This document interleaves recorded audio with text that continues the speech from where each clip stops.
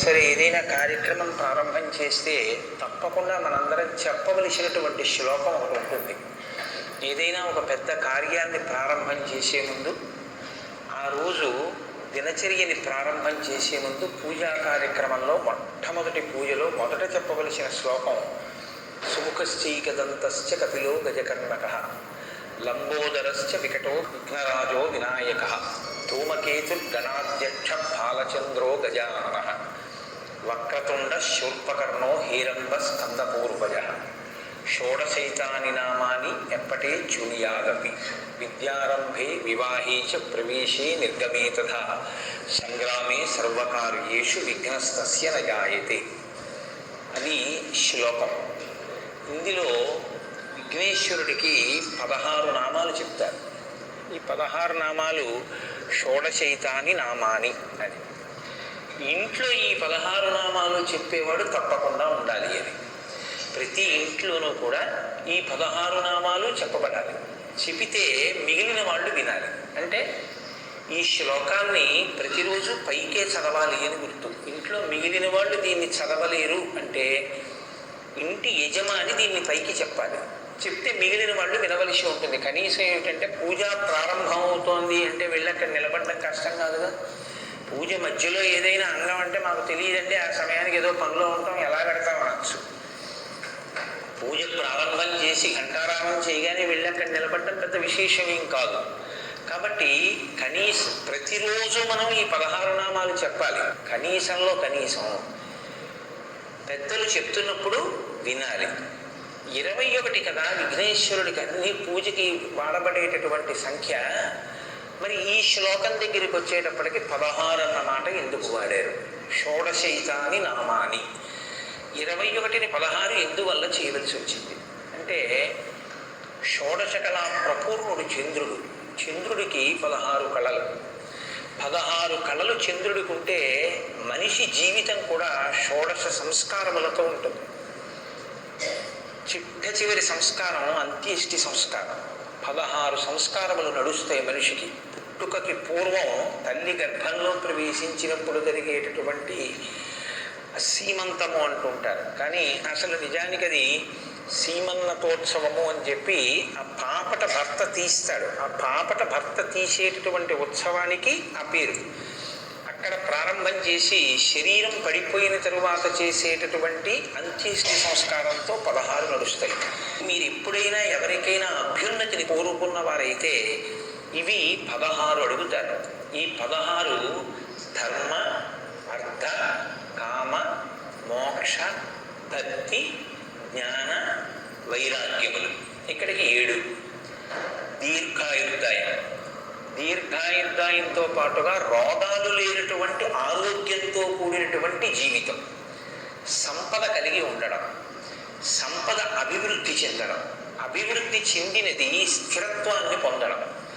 దీనితో పాటు ఆ యజమాని వీర్యమును పొంది ఉండడం, అంటే కదిలిపోకుండా ఉండగలిగినటువంటి స్థితి, విజయాన్ని పొందడం, తలపెట్టిన కార్యాలు విజయవంతం అవుతూ ఉండడం, పుత్రపౌత్రాభివృద్ధిని చూడగలగడం, అంటే కొడుకుల్ని మనవల్ని కూడా చూడాలి. కులదేవతని మీరు ఎవరిని అర్చన చేస్తున్నారో వారు ఆ యజమాని యందు ప్రీతి చెంది వారిని అనుగ్రహించుగాక. ఈ 16 సిద్ధించడానికి ఏవి విఘ్నాల రూపంలో అడ్డొస్తున్నాయో, ఏవి ప్రతిబంధక రూపంలో వస్తున్నాయో వాటిని తొలగించి ఈ 16ంటిని సిద్ధింపజేయగలిగినటువంటి వాడు గణపతి.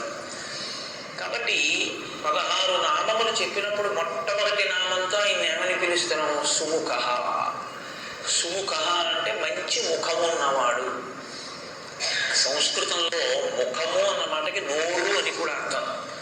సుముఖ అంటే మంచి ముఖం. ముఖము ఇప్పుడు వస్తుంది, పుట్టుకతో వస్తుంది. విఘ్నేశ్వరుడు యొక్క పుట్టుక ఎలాగా? ఆయన పుట్టుక ఒక స్త్రీ గర్భవాసం చేసి జన్మించిన వాడు కాదు. అమ్మవారు ఆవిడ సుమంగళి, అందున నిత్య సుమంగళి, నిత్య యవ్వనంలో ఉండేటటువంటి తల్లి. అటువంటి తల్లి కనుక ఎప్పుడూ పసుపు రాసుకుని ఉంటుంది ఆవిడ. ఎప్పుడూ పసుపు రాసుకుని ఉండేటటువంటి అమ్మవారు ఒకానొక రోజున తన ఒంటి మీద ఉన్న పసుపు నలిచింది. నిలిచి ముద్ద చేసి ప్రాణప్రతిష్ఠ చేసింది. ఇప్పుడు విఘ్నేశ్వరుడు యొక్క మొదటి స్వరూపం నరవినాయకుడు. అంటే నరుడు ఎలా ఉంటాడో అలాగే పుట్టారు ఆయన. మరి గజముఖం ఎక్కడి నుంచి వచ్చింది?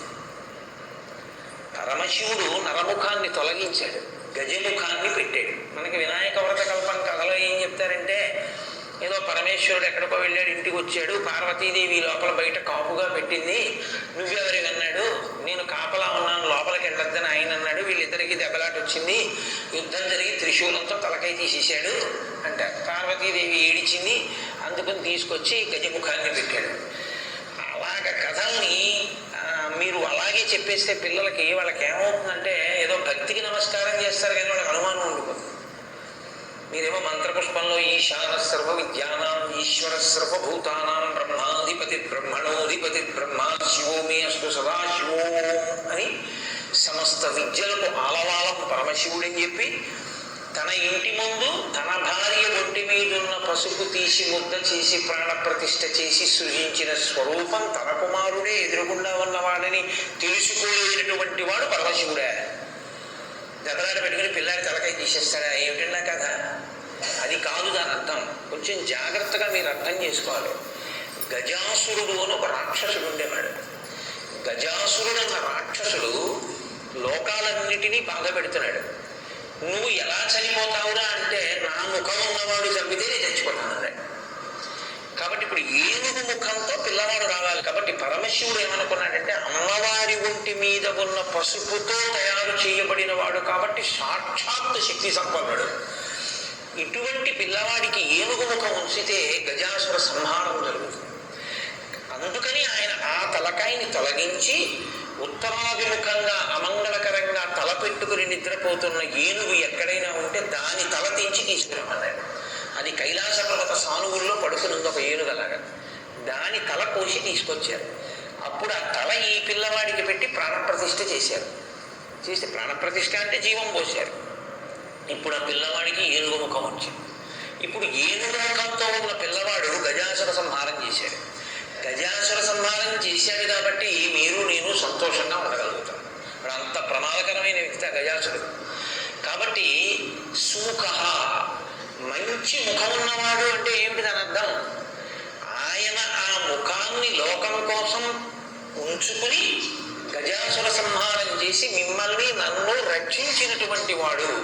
కాబట్టి అసలు ఆ ముఖం ఉంచుకోవడమే మన కొరకు తప్ప, లేకపోతే అసలు ఆయన ముఖం అది కాని కాదు. మనందరిలాగే ఆయన నరముఖంతో చాలా అందంగా కూర్చుని ఉండేవాడు.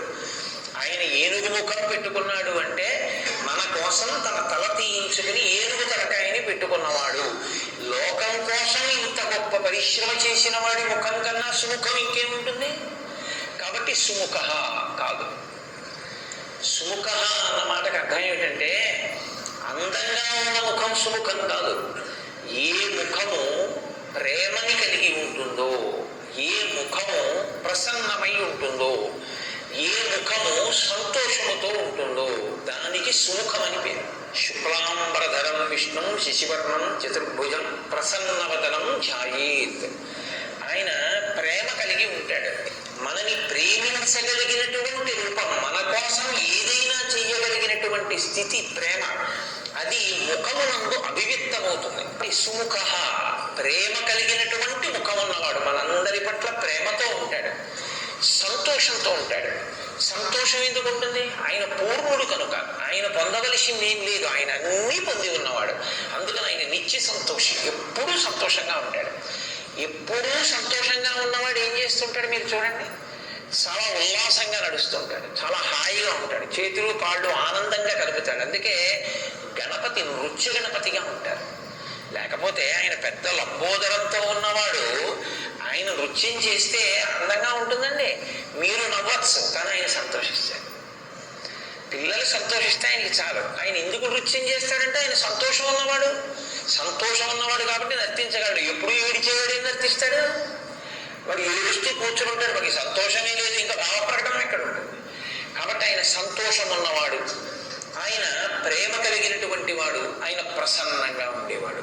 పిలిస్తే పలుకుతాడు, పిలిస్తే పలికి మీ కోరిక తీరుస్తాడు. ప్రసన్నంగా ఎప్పుడు వినడానికి సిద్ధంగా ఉంటాడు. ఆయన ప్రసన్నమైనటువంటి వాడు కాబట్టి సుముఖ, మంచి ముఖం ఉన్నవాడు. ఇంకో అర్థం ఏమిటో తెలుసా అండి? ఏ ముఖాన్ని మీరు చూస్తే మీకు లక్ష్మీ కటాక్షం కలుగుతుందో ఆ ముఖం సుముఖం. లక్ష్మీ కటాక్షం అంటే ఏంటి? సంకల్ప సిద్ధి. మీరు అనుకున్నది జరగడం, మీకు జరిగినది మీరు అనుభవించడానికి లక్ష్మీ కటాక్షం అని పేరు. చాలా జాగ్రత్తగా పట్టుకోవాలి మీరు అది. మీకు ఉండడం, మీరు అనుకున్నది జరగడం లక్ష్మీ కటాక్షం కాదు. మీరు అనుకున్నది జరిగి దాన్ని మీరు అనుభవించగలిగితేనే లక్ష్మీ కటాక్షం. అంటే ఉన్నదాన్ని అనుభవించగలగడం. ఇంట్లో పదార్థం ఉంది కానీ తినగలగాలి, ఆరోగ్యం ఉండాలి కదా, అందుకే కదా 16లో ఆరోగ్యం వచ్చింది. అప్పుడు అది లక్ష్మీ కటాక్షం కింద మారుతుంది. ఈ లక్ష్మీ కటాక్షాన్ని ఇంట్లో కృప చెయ్యగలిగినటువంటి రూపం మీరు ఇలా చూస్తే చాలు, మీకు ఇవ్వగలిగినటువంటి రూపం వినాయక స్వరూపం. ఎందుకో తెలుసా అండి? లక్ష్మీదేవి 5 స్థానాల్లో ఉంటుంది. ఆవిడకి 6వ స్థానం లేదు, ఇంకా 5 స్థానాలు ఆవిడకి. అందులో మొట్టమొదటి స్థానం ఏనుగు యొక్క కుంభస్థలం. మీరు లేవగానే ఒకసారి వినాయకుడి యొక్క ముఖాన్ని చూశారనుకోండి, ఇలా ఆయన ముఖాన్ని చూసినంత మాత్రం చేత మీకు లక్ష్మీ కటాక్షం కలుగుతుంది. ప్రతిరోజు వినాయకుడి ముఖం చూస్తే చాలు.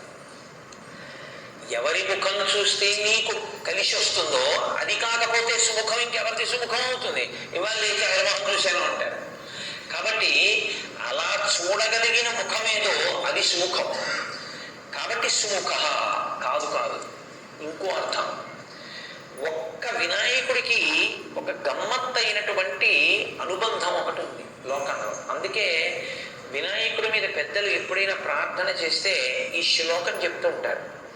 శ్రీకాంతో మాతులో యస్య జననీ సర్వమంగళ జనక శంకరో దేవ తం వందే కుంజరాననం అని చెప్తారు. ఇది చాలా గమ్మత్తైన శ్లోకం నిజంగా. ఎందుకంటే ఎప్పుడైనా నమస్కారం చేస్తే ఆయన తల్లి సంబంధం చెప్తారు, తండ్రి సంబంధం చెప్తారు. ఒక్క వినాయకుడికి మాత్రం మేనమామ గారితో మొదలెడతారు. శ్రీకాంతో మాతులో యస్య, మాతులు అంటే మేనమామ. నీ మేనమామ శ్రీకాంతుడు. శ్రీకాంతుడు అంటే శ్రీ అంటే లక్ష్మీదేవి యొక్క భర్త, నీకు మేనమామ. కాబట్టి ఇప్పుడు వినాయకుడికి మేనమామ అంటే వినాయకుడి యొక్క తల్లి పార్వతి, పార్వతి యొక్క సోదరుడు విష్ణువు. ఎక్కడుంది అలాగా? భాగవతంలో కృష్ణ పరమాత్మ ఇక్కడ వసుదేవుడికి జన్మించినప్పుడే అక్కడ యశోదానందులకు ఆవిడ యోగమాయగా జన్మించింది. ఆవిడేమో దేవకీ వసుదేవుల దగ్గరికి వచ్చింది, ఈయనేమో నంద యశోదల దగ్గరికి వెళ్ళాడు. అక్కడ పుట్టిన ఆవిడ ఇక్కడికి వచ్చింది, ఇక్కడ పుట్టిన ఆయన అక్కడికి వెళ్ళాడు. ఇద్దరికీ ఒక్కరే తల్లిదండ్రులు నంద యశోదలు. కాబట్టి వాళ్ళిద్దరూ అన్నా చెల్లెళ్ళు. భాగవతంలో ఈ తత్వంలో వాళ్ళిద్దరూ అన్నా చెల్లెళ్ళు. అందుకే మిగిలిన పేర్లు భార్యాభర్తృ సంబంధం చెప్తాయి. రుద్ర రుద్రాణి అంటే రుద్రుడు రుద్రాణి భార్యాభర్తలు, శివ శివాని భార్యాభర్తలు, భవ భవాని భార్యాభర్తలు, నారాయణ నారాయణి భార్యాభర్తలు గారు అన్నా చెల్లెళ్ళు. నారాయణ నారాయణి అన్నా చెల్లెళ్ళు అయితే ఇప్పుడు వైష్ణవం శైవం బంధుత్వం వచ్చింది. ఈ బంధుత్వంలో వినాయకుడికి మేనమామ విష్ణుమూర్తి. మీ మేనమామ విష్ణుమూర్తి, మేనమామల ముద్దు మీలైన ముద్దు. కాబట్టి ఇప్పుడు వినాయకుడికి నమస్కారం పెడితే విష్ణుమూర్తి ప్రీతి చెందుతాడు. ఎందుకంటే మా మేనల్ని పూజ చేస్తున్నాడు వీడిని. అత్తయ్యో లక్ష్మీదేవి. శ్లోకం ఎంతో మొదలైంది, మంగళప్రదమైన శ్రీకారంతో మొదలైంది. శ్రీకాంతో మాతులో యస్య, విష్ణు అనుగ్రహం కావాలంటే వినాయకుడికి నమస్కారం పెట్టాలి. జనని సర్వమంగళ, ఆ తల్లెవరు? ఆవిడ సర్వమంగళ, అన్ని మంగళములే చేస్తుంది ఆవిడ. అసలు ఆవిడే మంగళసూత్ర రూపంలో ఉంటుంది. అందుకే సర్వమంగళారాధన చేస్తే కానీ మంగళసూత్రం కట్టరుగా. కాబట్టి ఆవిడ లోకములన్నిటిలోనూ కూడా మంగళములకు మంగళం ఆ తల్లే, సర్వమంగళ స్వరూపం. నీ తల్లి సర్వమంగళ, నీ తండ్రి జనక శంకరుడు, శంకరోతీతి శంకర. శుభములను చేయువాడు ఎవరో ఆయన శంకరుడు. శుభములను చేసేటటువంటి శంకరుడు నీకు తండ్రి. తమ వందే కుంజరాననం, ఓ ఏలుగు ముఖంవాడా నీకు నమస్కారం. మీ ముఖం చూస్తే ఆయన నమస్కారం పెడితే లక్ష్మీ కటాక్షం వచ్చింది. ఇప్పుడు ఆయనతో అనుబంధాలు ఉన్న వాళ్ళందరూ ఏం చేస్తున్నారు? మేలే చేస్తున్నారు. శ్రీకాంతో లక్ష్మీ భర్త, సర్వమంగళ మంగళసూత్రాన్ని కాపాడుతుంది, ఇప్పుడు మంగళాలు ఇస్తుంది. శంకరు ఆయన ఎప్పుడు ఎప్పుడు శంకరోతి, ఆయన శుభాలు చేస్తుంటాడు. నువ్వు అసలు చూస్తే శమిస్తావు, పూజరామన. కాబట్టి ఇప్పుడు సుముఖ, నీకన్నా మంచి ముఖం ఉన్నవాడు ఎవరా? కాబట్టి సుముఖ. సుముఖ అంటే ఎప్పుడూ మాట్లాడకూడదు, అదే పనిగా మాట్లాడుతూ ఉండడం తప్పు. భూపసభాంతరాలవల పుష్కళ వాక్చతురత్వం ఆజిబాహాపటు శక్తియున్ ఇషమునందనురక్తియు ప్రకృతి సిద్ధ గుణంబులు సజ్జనాళికి. ఆయన్ని మామూలుగా మీరు ఎప్పుడన్నా చూస్తే ఏంటండి ఆయన ఏంటంటే ఆయనకేం తెలుస్తుందండి అలా ఉన్నాడో అనుకుంటారా? ఆయన సభలోకి వచ్చి కూర్చున్నాడు అనుకోండి, శారద నాలుక మీద నర్తిస్తుంది. లోకంలో ప్రతి ప్రాణికి కూడా నోరు పైకుంటుంది, కళ్ళు పైకుంటాయి, కంటిని రెప్పలు మూస్తాయి, నోటిని పళ్ళని పెదవులు మూస్తాయి. కంటిని రెప్పలు మూసిన చూపులో రెప్పకి పాత్ర లేదు, నోటిని పెదవులు మూసిన పెదవులకి భాషలోనూ మాటలోనూ భాగం ఉంది. మీరు గమనించండి, రెప్ప చూడదు, పెదవి మాట్లాడుతుంది. కొన్ని మాటలు పెదవుల మీదే వస్తాయి. మా మా ఉందనుకోండి, పెదవులు కలపకుండా మా అనండి. కాబట్టి పెదవికి మాట యందు పాత్ర ఉంది. నోరు సమస్త ప్రాణులకు బయటికే ఉంటుంది, కప్పబడి ఉండదు. కానీ మీరు పెద్దలతో మాట్లాడుతున్నారు అనుకోండి, ప్రత్యేకించి గురువు గారితో మాట్లాడుతుంటే ఎప్పుడూ నోటిని ఇలాగే ఉంచి మాట్లాడకూడదు. ఎందుకంటే అలా మాట్లాడితే గొడుక్కుని మీ నోటి తుంపర ఆయన మీద పడిందంటే మహాపచారం కిందకు వస్తుంది. అందుకని ఇలా పెట్టుకుని ఉండాలి, ఇలా పెట్టుకుని ఉండి మాట్లాడాలి. హనుమ ఎప్పుడు రాముడి దగ్గర ఇలా ఉంటారు, ఆజ్ఞాపాలక హనుమ అని ఎక్కువ మాట్లాడరు. లోకంలో ఎప్పుడు నోటి మీద చెయ్యి వేసుకుని ఉండే ప్రాణి ఏదో తెలుసా అండి? ఒక్క ఏనుగి. ఎందుకని? ఏనుగు తొండానికి కరము అని పేరు, చెయ్యి. ఒక్క ఏనుగు నోరు మాత్రం పైకి కనపడదు, నోటి మీద చెయ్యి అడ్డుంటుంది, ఇలాగ తొండం అడ్డుంటుంది. అంటే నోటికి చెయ్యి అడ్డు పెట్టుకుని అత్యంత వినయంతో మాట్లాడవలసిన చోట మాట్లాడతాడు, ఎప్పుడు నోటికి చెయ్యి అడ్డు పెట్టుకుని మౌనంగా ఉంటాడు. ఆయన కన్నా అంత గొప్ప ముఖంతో ఉండి, అంత విద్వాంసుడిగా, అంత మంచి ప్రవర్తన కలిగిన ముఖంతో ఉన్నవాడు లోకంలో ఇంకెవరు ఉన్నారు? ఆ ముఖంతో మనకు అంత నేర్పుతున్నాడు. కాబట్టి సుముఖ, ఎప్పుడూ మాట్లాడుతూ ఉండకు, మౌనం కూడా నేర్చుకో అని చెప్పడానికి ముఖమునకు చెయ్యి అడ్డు పెట్టుకున్నవాడు, అంటే నోటికి తొండం అడ్డు ఉంటుంది. కాబట్టి సుముఖ. ఏకదంతశ్చ, సుముఖశ్చైకదంతశ్చ అని కలిసిపోతుంది శ్లోకంలో. ఏకదంత అంటే ఒక్క దంతమే ఉన్నవాడు. ఏనుగుకి చాలా అందమైంది ఏది అంటే దాని దంతమే. దానికి రెండు దంతాలు ఉంటాయి, ఇటుక దంతం ఇటుక దంతం తొండానికి. కానీ విఘ్నేశ్వరుడికి కుడి చేతి వైపు దంతం ఉండదు. ఎందుకు ఉండదు అంటే ఆయనే విరిచేశాడు. ఎందుకు విరిచేశారు అంటే మహాభారత రచన చేయవలసి వచ్చింది. వ్యాసుల వారు నేను వేగంగా శ్లోకాలు చెప్పేటప్పుడు రాయగలిగినటువంటి సమర్థుడెవరు అని అడిగారు. విఘ్నేశ్వరుడు రాస్తాడన్నారు. మరి ఆయన నేను మధ్యలో ఆపను, నేను చెప్తుంటే రాసేయాలన్నారు. ప్రపంచంలో ఏ కలం పట్టుకున్నా ఎప్పుడో అప్పుడు ఏదో ఇబ్బంది వస్తుంది. అందుకని ఆయన అటువంటి కలం కావాలి అంటే లోకంలో ఇంకొకటి లేదు అని చెప్పి తన దంతాన్ని విరిచి ఆ దంతంతో మహాభారత రచన చేశారు. అంటే అత్యంత అందం ఏనుగుకి దంతమే. అందుకే ఏనుగు దంతాలు అంటారు. ఏనుగు దంతం అంత అందం ఏనుగుకి. తన శరీరానికి అంత అందం ఇచ్చేదాన్ని లోకోపకారం కొరకు త్యాగం చేశాడు ఆయన. మహాభారత రచన పంచమ వేదం కనుక ఇది లోకానికి అందితే కొన్ని కోట్ల మంది జీవితాలు తరిస్తాయి. దానికోసం నాకు ఒక దంతం లేక నేను వికారంగా ఉన్నా పర్వాలేదని ఒక దంతం విరిచేశాడు.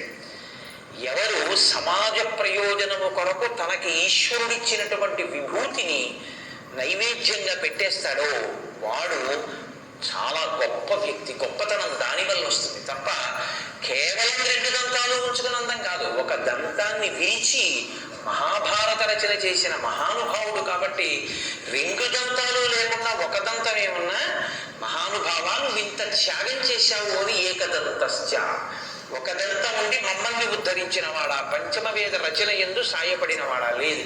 ఇంకో అర్థం ఏంటో తెలుసండి, గజముఖాసుర సంహారం చేసినప్పుడు ఎన్ని అస్త్రాలను ప్రయోగించినా ఆయన మరణించలేదు.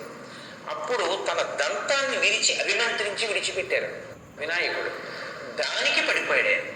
కాబట్టి తన దంతంతో గజముఖాసురుణ్ణి వధించిన వాడు కనుక ఏకదంతశ్చ సుముఖశ్చైకదంతశ్చ కపిలో. కపిలో అంటే ఎర్రటి వర్ణం ఉన్నవాడు అని బాహ్యార్థం. కేవలం ఎర్రటి వర్ణం ఉన్నవాడు అంటే బాగా ఎరుపు కాదు. ఎరుపు అంటే మీరు ఏదో రక్తం ఎలా ఉంటుందో మరీ ముద్ద కట్టినటువంటి ఒక ఎర్ర మందారం ఎలా ఉంటుందో అటువంటి ఎరుపు చెప్పకూడదు. నలుపు జీరతో కూడిన ఎరుపు చెప్పాలి. అంటే దాన్ని కొంచెం మీకు అర్థమయ్యేటట్టుగా అనాలంటే డల్ రెడ్ అనొచ్చు. బాగా ప్రకాశవంతంగా ఉన్న ఎరుపు కాదు, తిలకం కుంకం అటువంటిది కాదు. కొంచెం తక్కువ స్థాయిలో ప్రకాశించేటటువంటి ఎరుపు. ఇప్పుడు ఈ ఎరుపు ఎక్కడది అని అడిగారు వినాయకుడికి. ఎందుకంటే ఎప్పుడు ఆయన్ని చెప్పినా ఆయన తెల్లగా ఉన్నాడని చెప్తాం. శుక్లాంబరధరం విష్ణు శశివర్ణం చతుర్భుజం అని, చంద్రుళ్ళ తెల్లగా ఉంటాడు అని. మరి కపిలో ఎర్రటి రంగు ఉన్నవాడు అని ఎక్కడి నుంచి వచ్చింది ఆయనకి అంటే, ఆయన ఒక మహారణ్యంలో గజముఖాసుర సంహారం చేసినప్పుడు ఆ గజముఖుడితో పోరాడి ఆయన్ని సంహరించినప్పుడు నరసింహస్వామి వారు హిరణ్యకశిపుడి యొక్క రక్తంతో ఎలా తడిశారో అలా ఆయన కూడా నెత్తుటితో తడిశారు. ఆ నెత్తుటితో తడిసినప్పుడు తెలుపు మీద వచ్చి పడ్డ ఎరుపు వల్ల ఏర్పడినటువంటి మందమైన ఎరుపు రంగుతో ప్రకాశించినటువంటి స్వరూపం కపిలః. లోకం కోసం అటువంటి కాంతి పొందినవాడు కాదు. ఆ కపిల రూపం లోకానికో ధర్మాన్ని నేర్పింది. ఏమిటో తెలుసా అండి, ఈశ్వరుడికి కర్మయందు దోషం ఏమి ఉండదు. ఆయన లోకం కోసం ఒక కర్మ చేస్తాడు తప్ప పాంచభౌతిక శరీరంతో వచ్చి కర్మ అనుభవించడానికి వచ్చి పుణ్యపాపములు అనేటటువంటి కట్టుబాటుకి లొంగి చేసేవాడు కాదు. అయినా ఆయన తండ్రి గారిలాగే మర్యాదస్తుడు, పరమశివుడిలాగా. గజముఖాసుర సంహారం చేసిన తరువాత ఆయనకి బ్రహ్మహత్యా పాతకం వచ్చింది అన్నాడు. నిజంగా వస్తుందా? ఏం రాదు. కానీ లోకంలో ఒక బ్రాహ్మణ స్వరూపంతో ఉన్నవాడు రాక్షసుడైనా బ్రహ్మరాక్షసుడైనా ఆయన్ని చంపడం వల్ల తనకి దోషం వచ్చింది కాబట్టి తొలగించుకోవడానికి రావణ సంహారం చేసిన తర్వాత రామచంద్రమూర్తి రామేశ్వరంలో శివలింగ ప్రతిష్ఠ చేసినట్టు ఈయన కూడా ఒకానొక చోట గజముఖేశ్వరుడు అని పేరు కలిగినటువంటి శివలింగ ప్రతిష్ఠ చేశారు. అలా శివలింగ ప్రతిష్ఠ చేసి లోకానికి ఒక ధర్మాన్ని నేర్పారు. మహాపాతక నశించాలి అంటే శివలింగ ప్రతిష్ఠ చేయడం వినా లోకంలో ఇంకో మార్గం లేదు అని నేర్పినటువంటి వాడు కపిల స్వరూపంతో. కాబట్టి శూకశ్చైకదంతశ్చ కపిలో గజకర్ణకః. గజకర్ణకః అంటే ఏనుగు యొక్క చెవులు. అదేమిటంటే ఏనుగు ముఖం ఉన్నవాడికి ఏనుగు చెవులు, కాకపోతే ఏనుగు ముఖం ఉన్నవాడికి పిల్లి చెవులు ఎందుకు ఉంటాయి? అలా ఎందుకు చెప్పడం అంటే, మీరు కొంచెం జాగ్రత్తగా గమనిస్తే లోకంలో మీరు ఏ దేవతా స్వరూపం దగ్గరికి వెళ్ళి చూడండి, వాళ్ళ చెవులు మీకు కనపడవు. ఎందుకు కనపడవో తెలుసా? మొసలి పిల్లల్లో ఉంటే, అందుకే మకర కొండవాళ్ళు అంటారు వాడు. ఇలా మొసలి పిల్ల ఎలా ఉంటుందో అలా ఇంతంత ఆభరణాలు ఇలా పెట్టేసుకుంటారు. మీరు ఏ దేవతా స్వరూపం దగ్గరికి వెళ్ళండి, ఇక్కడ పెట్టుకోవు దేవతా స్వరూపాలు. ఈ చెవులు ఇలా కప్పేస్తాయి. కప్పేస్తే మీరు చూడండి, మీరు వచ్చి ఏదో మాట్లాడుతున్నారు అనుకోండి, నేను ఇలా పెట్టుకుని ఉన్నాను అనుకోండి. పెట్టుకుని ఉంటే మీరు ఏమంటారు? వింటున్నాడో వింటలేదో, ఏమిటో అలా ఉన్నాడు, మరి చెవులోకి వెళ్ళిందో లేదో నేను చెప్పింది. ఏ దేవతా స్వరూపం దగ్గరికి వెళ్ళినా మీకు అనుమానం ఉంటుంది. ఒక్క వినాయకుడి దగ్గర ఉండదు. ఎందుకో తెలుసా? కప్పబడని చెవులు ఉన్నవాడు ఆయన ఒక్కడే. ఏనుగు ముఖమున్నవాడివే కాదు, ఏనుగు చెవులు ఉన్నవాడివి. ఎందుకో తెలుసా? మేము ఏదన్నా చెప్తే వినపడుతోంది అనడానికి నువ్వు ఒక్కడివే బాగా మాకు నమ్మకస్తుడివి. ఎందుకంటే చెవులు కప్పవు, చక్కగా కదులుతుంటాయి కూడా. అందుకని ఎప్పుడు వింటూ ఉంటావు మేము చెప్పేటటువంటివి. కాబట్టి గజకర్ణకః, అటువంటి చెవులున్నవాడా నీకు నమస్కారం. లంబోదరశ్చ, లంబోదరుడు అంటే చాలా పెద్ద కడుపున్నవాడు కాదు, వ్రేలాడుతున్న కడుపున్నవాడు. వ్రేలాడుతున్న కడుపు ఉండడం అంటే ఇలా అర్ధవృత్తాకారంగా ఇలా పెరిగినటువంటి కడుపు. ఇప్పుడు మీరు ఇలా మీకు వృత్తాకారం కనపడుతోంది అంటే దానికి ఇటు కూడా వృత్తాకారం ఉంది అనుకుంటే అది ఒక పూర్ణాకారంతో ఉందన్నమాట. నిండు సున్న ఎలా ఉంటుందో అలా ఉంటుంది. ఇప్పుడు ఈ లంబోదరం ఎందుకుందో తెలుసా అండి ఆయనకి? లంబోదరాన్ని కానీ మీరు చూస్తే ఆయన మీకు ఏం గుర్తొస్తుందంటే, ఆయనకి మోదకము అని ఉంటుంది. మోదకము అంటే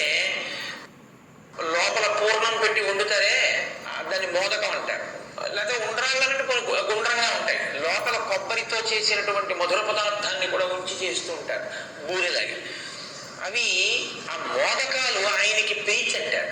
ఆయనకి ప్రీతి అన్నప్పుడు మీరు ఒక విషయం గుర్తుపెట్టుకోండి, లోకంలో సాధారణంగా మీరు ఇంట పచనం చేసినవి దేవతలు తీసుకోరు. ఇడ్లీ నైవేద్యం, సమోసా నైవేద్యాలు ఉండవు లోకంలో. సత్వగుణ భరితమైనటువంటి పదార్థాలే నివేదన ఉంటాయి. మీరు ఏదో పాయసం చేసి నైవేద్యం పెట్టారనుకోండి, వాళ్ళు తిన్నారని మీరు ఊహ చేస్తారు, మీ భావన చేత వాళ్ళు తృప్తి పొందుతారు. వాళ్ళు కూడా దృష్టి ప్రసారం చేస్తారు. ఓసారి చూస్తారు ఆ పదార్థం అంతా, వాళ్ళు అలా చూస్తే చాలు పవిత్రత, వాళ్ళు తీసుకున్నట్టే.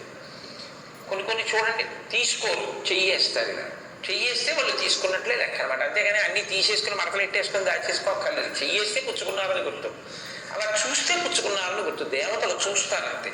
కాబట్టి మీరు ఏం ముందు అక్కడ పెట్టినా వాళ్ళు చూస్తారు ప్రసాదం. ఒక్క వినాయకుడు మాత్రం మీరు వండి పెడితే తింటాడు. ఆయన ఒక్కడే మోదక ప్రియ ఆయన మహా. మీ ఇంట్లో కాస్త కొబ్బరి మొదలు పదార్థంతో మోదకం చేసి పెట్టి నేను తింటానంటాడు. నీ తిన్నానని గుర్తేమిటో తెలుసా? నా చేతితో పట్టుకున్నానంటాడు. అందుకే చేతిలో పట్టుకుని ఉంటాడు కూడా, నువ్వు ఇచ్చింది నేను తీసుకున్నాను. కాబట్టి ఆయన లంబోదరుడు అంటే ఆయన కడుపు తీపి ఎటువంటిది అని చెప్పడానికి మోదకంలో ఉన్న మొదల పదార్థం ఎలా ఉంటుందో ఆయన కడుపు తీపి మనందరి మీద అలా ఉంటుంది. ఆయన పూర్ణుడు. ఆయనకి నిజానికి ఆయన తినడానికి, అది తింటే సంతోషం అనడానికి ఆయనకి ఏం ఉండదు. ఆయనకి నువ్వు ఇవ్వడానికి ఏం లేదు. ఎక్కడ మొదలైందో అక్కడే పూర్తయిపోతే పూర్ణం అంటారు. ఇక తుది మొదలు కనపడవు, పూర్ణమైపోయిందంటారు. పూర్ణమద పూర్ణమిదం పూర్ణాత్ పూర్ణముదచ్యతే పూర్ణస్య పూర్ణమాదాయ పూర్ణమేవావశిష్యతే. కాబట్టి ఆయన పూర్ణుడు, అన్నీ ఉన్నవాడు. అన్నీ ఉన్నవాడు, మన ఎంతో అపారమైన ప్రేమ ఉన్నవాడు, కడుపు తీపి ఉన్నవాడు. ఇది లంబోదరుడు. సమస్త బ్రహ్మాండములు ఆయన ఎందే ఉన్నాయి. కాబట్టి సుముఖశ్చైకదంతశ్చ కపిలో గజకర్ణక లంబోదరశ్చ వికటో.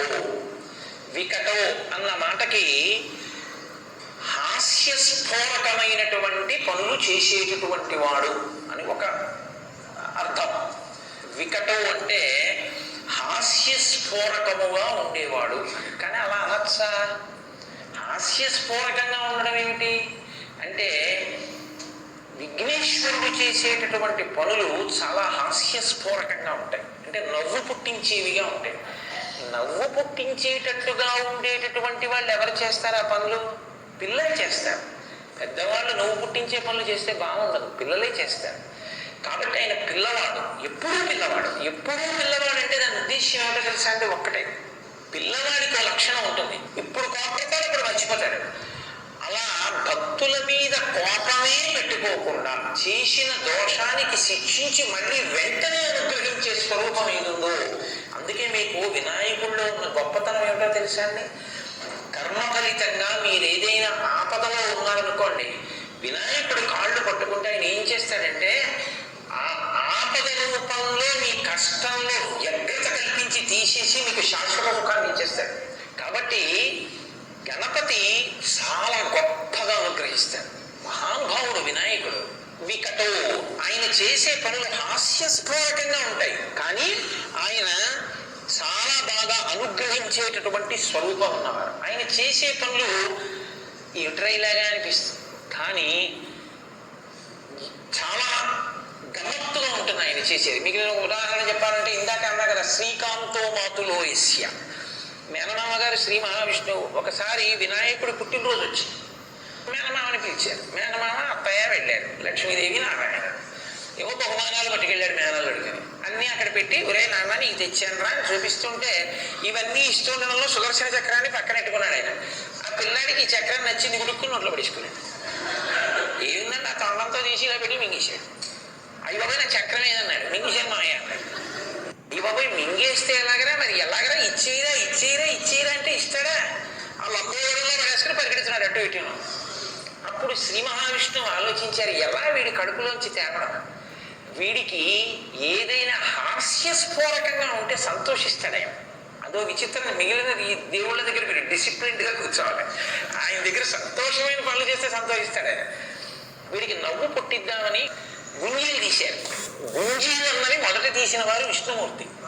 తీస్తే వినాయకుడు చూసి, మామయ్య మామయ్య అదేంటి ఇలా పట్టుకుని అలా ఊగుతున్నామని పెద్ద నవ్వు నవ్వాడు. పిల్లవాడికి పలక మారి లోపల నుంచి సుదర్శన చక్రం బయటపడ్డాడు. అమ్మయ్య చాలా నవ్వులు కట్టుకుని తీసుకున్నాడు. అందుకే ఇప్పటికీ వచ్చింది అంటే శాస్త్రంలో అక్కడి నుంచి వచ్చింది. హాస్యస్ఫోరకంగా ఉండి అనుగ్రహిస్తారు మహానుభావుడు. విఘ్నరాజు, వినాయకుడు అని రెండు పేర్లు. మీరు బాగా జ్ఞాపకం పెట్టుకోవాలి ఈ విషయాన్ని. ఒకే దేవాలయ ప్రాంగణంలో ఇద్దరు వినాయకులు ఉన్నారనుకోండి, ఉంటే ఒకరు విఘ్నరాజు, ఒకరు వినాయకుడు. మీరు రాజద్వారంలోంచి లోపలికి రాగానే కనపడేవాడు విఘ్నరాజు, ఇంకా లోపలికిడితే కనపడేవాడు వినాయకుడు. విఘ్నరాజు, వినాయకుడు సమాన స్థాయిలో పూజలు అందుకుంటారు ఇప్పుడు. ఎందుకో తెలుసా అండి? ఒకరు విఘ్నాన్ని కల్పిస్తారు, ఒకరు విఘ్నాన్ని తీసేస్తారు. విఘ్నాన్ని కల్పిస్తే విఘ్నరాజు, విఘ్నాన్ని తీసేస్తే వినాయకుడు. అదేమిటంటే కల్పించడం ఎందుకండి అని మీకు అనుమానం రావచ్చు. విఘ్నాన్ని ఎందుకు కల్పిస్తాడో తెలుసా అండి?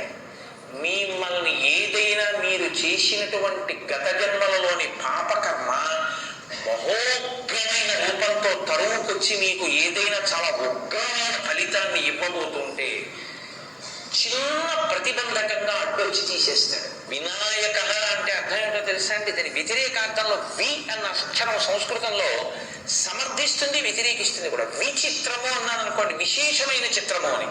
విధవ అన్నాను అనుకోండి, భర్త లేనిది అని వ్యతిరేకార్థం ఇస్తుంది, సమర్థిస్తూ అర్థం ఇస్తుంది. వినాయకుడు అంటే తన మీద నాయకుడు లేనివాడు అని, తానే నాయకుడు. సుముఖశ్చైకదంతస్య కపిలో గజకర్ణక లంబోదరస్య వికటో విఘ్నరాజో వినాయక ధూమకేతు. ఆయనకి ధూమకేతు అని ఒక నామం. ధూమకేతు అంటే తోక చుక్క అని అర్థం. తోక చుక్క దర్శనీయం కాదుగా. అయితే ధూమం అంటే పొగ, కేతు అంటే పతాకం, పొగ పతాకముగా కలిగిన వాడు. ఆ పేరు ఎక్కడొచ్చింది వినాయకుడికి అంటే, ఒకానొకప్పుడు ధూమాసురుడు అని ఒక రాక్షసుడు ఉండేవాడు. ఆయన ఏమిటంటే విషపు వాయువుల్ని అందరి మీదకి పంపి చంపుతూ ఉండేవాడు.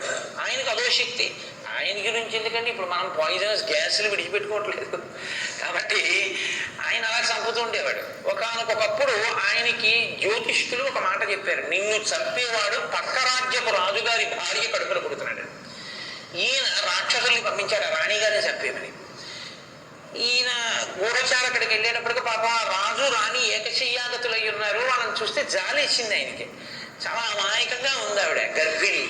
అయ్యో ఈవిడ్ని చంపేయడం ఏమిటని ఆ తల్పంగా తీసుకెళ్లి అరణ్యం మధ్యలో వదిలిపెట్టేశాడు. ఇది రాక్షసుడికి తెలిసింది. ఈలోగా వాళ్ళు తెల్లవారు లేచేప్పుడు అడవిలో ఉన్నారు ఆ రాజు దంపతులు. వాళ్ళు వెంటనే వినాయకుడిని ప్రార్థన చేశారు, ఈశ్వరా నువ్వు కాపాడి మమ్మల్ని కృప చేయని. వెంటనే ఆవిడ కడుపులోంచి పిల్లవాడి రూపంలో విఘ్నేశ్వరుడు వచ్చి ఆవిడ తొడ మీద కూర్చున్నాడు. ఈ రాక్షసుడు ధూమాసురుడు వాళ్ళిద్దరిని చంపుదామని చంపలేదు గూఢచారం తెలుసుకుని అడవి మధ్యలోకి వెళ్ళాడు. వెళ్ళి ఆ విషపు గాలిని తన అస్త్రంగా ప్రయోగించాడు. వినాయకుడు అలాగే కూర్చుని అదంతా తను పుచ్చేసుకున్నాడు. పుచ్చేసుకుని మళ్ళీ కొత్తగా అస్త్రం ఎందుకు ప్రయోగించడం అని ఈ పుచ్చుకున్న విషపు గాలిని తిరిగి ఆయన మీదకి ప్రయోగించాడు. ఆయన తిరిగి ప్రయోగిస్తే ఆ రాక్షసుడు మరణించాడు. కాబట్టి ధూమమును కేతముగా అంటే తన యొక్క జెండాగా కలిగి ధూమాసురుణ్ణి చంపినవాడు కాబట్టి ధూమకేతు. కాబట్టి సుముఖశ్చైకదంతశ్చ కపిలో గజకర్ణక లంబోదరశ్చ వికటో విఘ్నరాజో వినాయక ధూమకేతు గణాధ్యక్ష. గణాధ్యక్ష అంటే గణము అంటే ఒక సంఘము అని. ఏదో జంతు గణము అన్నాను అనుకోండి, జంతువులన్నీ అందులోకి వస్తాయి. మనుష్య గణము అన్నాను అనుకోండి, మనుష్యులందరూ అందులోకి వస్తారు. దేవతా గణములు అన్నాను అనుకోండి, దేవతలందరూ అందులోకి వస్తారు. ఆయా సమూహములు అని. ఆయన గణపతి అంటే గణములకు పతి. ఎన్ని గణములు ఎన్ని సమూహములు ఈ లోకంలో ఉన్నాయో అన్నిటికీ పతి అంటే పొందగలవలసిన వాడు. పతి అంటే ఆయనని పొందుతుంది స్త్రీ, దాంతో పరిపూర్ణత్వాన్ని సాధించుకుంటుంది పతిని పొంది. కాబట్టి ఆయన వలన పూర్ణత్వాన్ని పొందుతుంది, బిడ్డల్ని పొంది. మనమందరం ఆ పతి మనకి గతి, ఆయన్ని మనం పొందుతాం. గణములన్నిటికీ ఈ లోకంలో ఉన్న సమస్త భూతముల చేత పొందబడవలసిన వాడు ఆయనే కాబట్టి ఆయన గణపతి. కాబట్టి విఘ్నరాజో వినాయక ధూమకేతు గణాధ్యక్ష తాళచంద్రు. తాళచంద్రు అంటే పరమశివుడు ఎలా తన కిరీటం మీద ఆ శిరస్సు మీద చంద్రమౌళి అంటారు, తదియనాటి చంద్రబింబం ఎలా ఉంటుందో అటువంటి చంద్రరేఖని ధరిస్తాడో ఈయన కూడా చంద్రరేఖని ధరించేటటువంటి స్వరూపం ఉన్నవాడు. వినాయకుడే ఒకనొకప్పుడు చంద్రుణ్ణి ఆయన్ని చూసి నవ్వాడని, నిన్ను చూసిన వాళ్ళందరూ అపనిందల పాలవుతారంటే చూసిన వాళ్ళందరూ తిడుతుంటే చంద్రుడు సముద్రంలో పడిపోయాడు. మళ్ళీ క్షీరసాగర మదనంలో పైకి వచ్చాడు. అప్పుడే చతుర్దశి మహాత్యం ఇచ్చాడు ఆయన. చతుర్దశి నాడు ఎవరైనా వినాయకుడిని పూజిస్తే విశేష ఫలితాలు వస్తాయి. పైగా ఆయన్ని కానీ మీరు విఘ్నేశ్వరుణ్ణి చూసి ఆయనకి ఏం అక్కర్లేదు, అందరూ పనికి మాలిందని ఏమంటారో ఒక గరికె పోగు, ఒక గరికె తీసుకొచ్చి ఆయనకి ఇచ్చారనుకోండి, మీకు ఆయన ఏమి ఇస్తాడో తెలుసా అండి?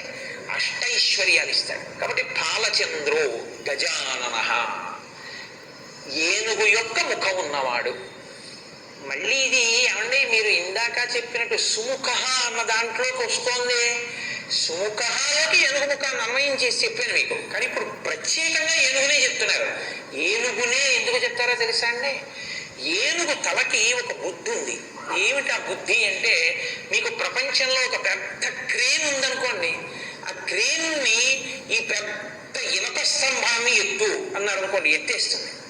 ఓ గుండు సూదిని కిందేసి ఓ క్రేను ఈ గుండు సూది తీయి అన్నారు అనుకోండి, అది తీయలేదు, దానికి సాధ్యం కాదు. గుండు సూదిని శ్రావణం అని ఉంటుంది, కంసాలి వారి దగ్గర ఉంటుంది, వాళ్ళు ఇలా పట్టుకుని ఎత్తుతారు. అదేమి కంటికి ఇలా తీసి ఇలా పెట్టుకుని వాచీలు బాగు చేసేవాళ్ళు చిన్న శ్రావణం పెట్టి కనపడని కూడా చిన్న చిన్నవి శ్రావణంతో తీసేస్తుంటారు. ఆ శ్రావణంతో మీరు కింద ఉన్న చిన్న సూదిని తీయచ్చు, ఒక పెద్ద ఇనప స్తంభాన్ని ఎత్తండి, ఎత్తలేరు. ఏనుగు తన బుద్ధి వైభవం చేత ఇంటింటి కళ్ళు, కానీ తన బుద్ధితో కింద ఉన్నటువంటి చిన్న సూదిని పైకెత్తుతుంది, పెద్ద స్తంభాన్ని పైకెత్తుతుంది. తన కాలుతో తొక్కగలిగినటువంటి ఏనుగు తొక్కడం మానేసి తన మీద ఎక్కడానికి తానే సాధన అవుతుంది. తనని పొందడానికి తానే అనుగ్రహిస్తాడు వినాయకుడు. ఆయనే మిమ్మల్ని అనుగ్రహించి మిమ్మల్ని తన నెత్తి మీద ఎక్కించుకుంటాడు, అంత సులభుడు. కాబట్టి గజానన ఎంత పెద్ద పని చేస్తాడు. ఇప్పుడు నాకింత చిన్న పని అడగడం ఏంట్రా అనండ, మీకు ఎంత చిన్న పని చేసి పెడతాడు. సూకశ్చైకదంతస్య కపిలో గజకర్ణకః లంబోదరశ్చ వికటో విఘ్నరాజో వినాయకః ధూమకేతుర్గణాధ్యక్ష పాలచంద్రో గజాననః వక్రతుండః. ఆయన యొక్క తొండం ఇలా పక్కకి కుడి పక్కకి తిరిగి ఉంటుంది. ఆ తిరిగినటువంటి తొండాన్ని మీరు జాగ్రత్తగా చూస్తే అది చాలా అందంగా ప్రణవాకృతిని పొంది ఉంటుంది. ప్రణవాన్ని సాకార దర్శనం చేయాలంటే 2 చోట్లే అంటారు పెద్దలు. హనుమ సీతారామ లక్ష్మణులు ఉంటే ప్రణవం, అకార ఉకార మకార అన్న నామం హనుమ, ఓంకారం. అలాగే ఏనుగు తొండం తిరిగి ఉంటే అది ప్రణవాకారం. కాబట్టి వక్రతుండ శూర్పకర్ణో, శూర్పకర్ణం అంటే చాటలంతంత చెవులు ఉన్నవాడు. మీరు వెళ్ళి ఆయనకి ఏం చెప్పినా వింటాడు, కానీ వీడికి నేను ఇది ఇవ్వచ్చా ఇవ్వకూడదా ఆలోచించి ఇది ఇస్తే వీడు పాడైపోతాడరా అనుకుంటే చాటలో చెరిగి మంచి నుంచి చెడును అవతల పారేసినట్టు పిల్లాడు తెలియక ఏదో ఇలాంటివి అడుగుతుంటారని చెరిగి అవతల పారేస్తాడు. ఇవ్వచ్చు అనుకున్నది లోపలికి తీసుకుని మీకు ఇస్తాడు. కాబట్టి శూర్పకర్ణ హేరంబ. హేరంబ అంటే ఈ నామం చాలా చిత్రమైన నామం. దీని అర్థం ఏమీ నువ్వు తెలుసుకోక్కర్లేదు, ఆ నామం తెలుసుకోచాలన్నారు. ఎందుకో తెలుసా అండి? హేరంబ అంటే అదేదో చాలా గొప్పగా లేదు, సంతోషంగా లేదు అసలు ఆ పేరు.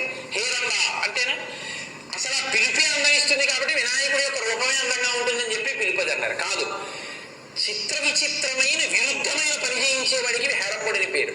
ఎందుకో తెలుసా అండి? 5 ఏనుగు ముఖాలతో ఉండి సింహం మీద కూర్చునే వాడికి హేరంబుడిని పేరు. సింహంతో పూజ అందుకున్న ఏనుగు వినాయకుడు ఒక్కడే. ఏనుగు సింహం కళ్ళకి వస్తే చచ్చిపోతుంది, సింహంతో పూజ చేయించుకున్న ఏనుగు వినాయకుడు ఒకడే. స్కంద పూర్వజ. అబ్బో ఏమి నామం అండి ఈ నామం! స్కంద పూర్వజ అని ఎవరిని పిలవరు. అలాగా ఫలానా ఆయన అన్నగారంటే గౌరవం కాదు, ఫలానా ఆయన తమ్ముడు అంటే గౌరవం కదండి. సుబ్రహ్మణ్యుడిని ఏమనాలి? వినాయకుడు తమ్ముడండి అనాలి, అంటే అప్పుడు వినాయకుడికి గౌరవం. అంతేగాని సుబ్రహ్మణ్యుడు అన్నయ్య గారండి అన్నారు అనుకోండి, ఇప్పుడు ఈయన గౌరవం ఏమైనట్టు? ఈయన పనికి మాలినవాడు, ఆయన గొప్పవాడు అయినట్టు అయింది కదా. మరి అలా పిలవచ్చా? అలా పిలిస్తే ఆయనకు అమర్యాద కాదండి. సుబ్రహ్మణ్యుడి పుట్టుక, సుబ్రహ్మణ్యుడి బ్రహ్మచర్యం, సుబ్రహ్మణ్యుడి పెళ్లి, సుబ్రహ్మణ్యుడి సన్యాసాశ్రమం ఈయనే నిర్ణయించారు. అందుకని తమ్ముడి ఉన్నతిని నిర్ణయించిన అన్నగారు కాబట్టి స్కంద పూర్వజ. ఈయన గొప్పతనం వల్ల ఆయనకు అలా అల్లు దక్కి. ఎలా అంటారేమో ఒక్క వాక్యంతోనే చెప్పేస్తా, గుర్తుపెట్టేసుకోండి. ఆయన విఘ్నేశ్వరుడు పుట్టి ఒక పదవిని అందుకోలేదు. ఎందుకంటే తారకాసురుడు వరం అడిగాడు. పార్వతీ పరమేశ్వరులకు పుట్టినటువంటి బిడ్డలు పార్వతీ పరమేశ్వరుల యొక్క సంయోగం లేకుండా, స్త్రీ పురుష సంయోగం లేకుండా పుట్టినటువంటి పార్వతీ పరమేశ్వరుడు యొక్క పుత్రుల చేత నేను వధింపబడతాను. వినాయకుడు ఉన్నాడుగా అప్పటికి. మరి ఈయన చేయొచ్చుగా పట్టాభిషేకం. కానీ ఈయన ఏం చేశారో తెలుసా అండి, అప్పుడప్పుడు మళ్ళీ ఇదే విభూతి, ఇదే తేజస్సు అమ్మా నాన్నల కలయిక ఎందుకు కూడా వచ్చారు. ఎందుకు వచ్చారో తెలుసా? తాను అలా వస్తే తర్వాత పుట్టేవాడికి సైన్యాధ్యక్షం పదవి వస్తుందని వదిలేశారు తమ్ముడికి. తమ్ముడికి పుడుతూనే సైన్యాధ్యక్ష పదవి ఇప్పించడానికి తాను మాత్రం అమ్మా నాన్న కలయికలో పుట్టినట్టు వచ్చారు. అదేమిటండి, ఇందాక మీరే కదా పార్వతీదేవి పసుపుకు పుట్టాడన్నారు, మళ్ళీ ఇప్పుడు కలయికకు పుట్టాడంటున్నారు. మీరు చెప్పేది మీరే ఖండిస్తున్నారు కదా. మీరు లలితా సహస్రనామ స్తోత్రం చూడండి. కామేశ్వర ముఖాలోక కల్పిత శ్రీ గణేశ్వర. ఆ భండాసురుడు విఘ్నయంత్రం వేశాడు. అమ్మవారు ప్రీతితో పరమశివుడి వంక చూసింది. ఇద్దరి చూపులు అనురాగంతో కలుసుకున్నాయి. వినాయకుడు పుట్టాడంటే చూపులో ఏదో ఒకటి ఇద్దరి కలయిక ఉందా లేదా?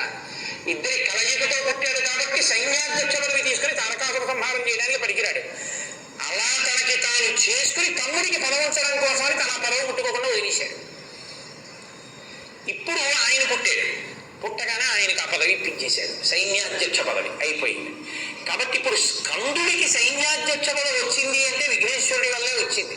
తమ్ముడు వల్లిని పెళ్లి చేసుకుందాం అనుకున్నాడు. వల్లి విష్ణుమూర్తి యొక్క కూతురే, కానీ ఆవిడ ఒక గిరిజన నాయకుడు, అంటే ఒక కోయవాడి కూతురుగా అడవిలో తిరుగుతోంది. ఆవిడ ఎంతో మనసపడ్డాడు సుబ్రహ్మణ్యేశ్వర స్వామి. ఈయన ఎంత అడవికి వెళ్ళినా రోజు ఆవిడ ఈయన వంక చూసేది కాదు.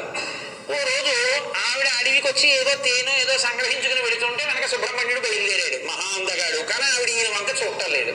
అన్నయ్య ఏంటన్నయ్య నా ప్రారంభం, ఎంత అందరూ నా వెంట పడతారు, నేను వెంట పడినా ఈ పిల్ల నన్ను చూడటం లేదు అన్నయ్య అన్నాడు. నీకెందుకు అబ్బాయి, నీ పెళ్లి నేను చేస్తానని ఆయన పెద్ద ఏడుగు రూపంలో వచ్చి ఆవిడ్ని తరిమాడు. ఆ వల్లి భయపడిపోయి పరిగెత్తుకుంటూ వెళ్ళి రక్షించని సుబ్రహ్మణ్యుడిని కౌగిలించుకుంది. అన్నయ్యగా అంతర్ధానం అయిపోయాడు, వల్లి కళ్యాణం అయిపోయింది. అదే తమ్ముడికి పెళ్లి చేసిన వాడు ఆయన. పెళ్లి చేసింది వినాయకుడే, రాజ్యం ఇప్పించింది వినాయకుడే. పుట్టుక అలా ఉండేటట్టు, తను ఇద్దరితో కలిస్తే పుట్టినట్టు, కలవకుండా పుట్టినట్టు సుబ్రహ్మణ్యుడికి అధికారం ఇచ్చినవాడు ఆయనే. జ్ఞానఫలం ఇస్తానరా, ఎవరు భూప్రదక్షిణం చేస్తే వాళ్ళకి ఇస్తానన్నాడు పరమశివుడు. ఆయన నవవాహనం ఎక్కి వెళ్ళిపోయాడు. ఈయన పార్వతీ పరమేశ్వరుడికి ప్రదక్షిణం చేసి నించున్నాడు. ఆయన అన్నీ తిరిగి వచ్చారు. ఊరై తల్లిదండ్రులకు ప్రదక్షిణం చేస్తే భూప్రదక్షిణం చేసినట్టే మీ అన్నయ్య మరి ప్రదక్షిణం చేసేశాడు, వాడికి ఇచ్చేస్తున్నానని జ్ఞానఫలం వినాయకుడికి ఇచ్చేశాడు.